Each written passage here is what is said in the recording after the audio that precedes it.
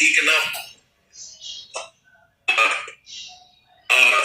Definitely, if it lingers or goes on, the more we have these various economic, financial implications throughout the American economy, the world economy, and Daryl was talking in a previous example or two,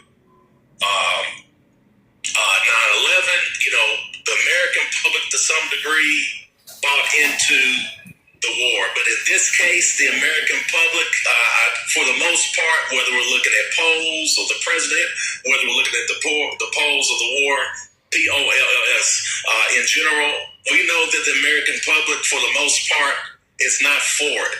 So I'm hoping, Gary,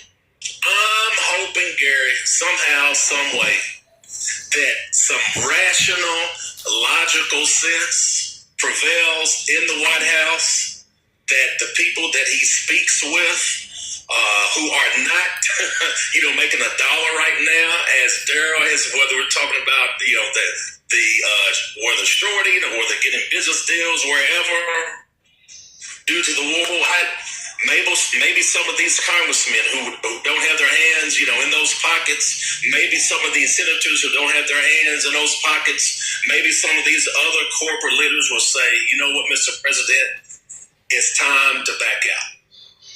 That's my hope. That's my faith. But again, who knows? So I appreciate the time once again, Gary. I hope I've contributed something valuable to your conversation. Thank you, F. Gray. So the issue of the deficit, it's interesting. According to the Peter G. Peterson Foundation, which I believe is a good source to go to on these matters, back in November of 2024, before all this, the United States had reached its highest deficit outside of a major war. That was before all this started. And whenever there are emergencies, including wars, deficits, of course, rise. With regard to Jerome Powell, I just thought it'd be interesting to point out that his term, I don't know why the president is so demanding of him to resign, because his term as chair of the Federal Reserve ends on May 15th. So he's only in there for a short period of time as chair.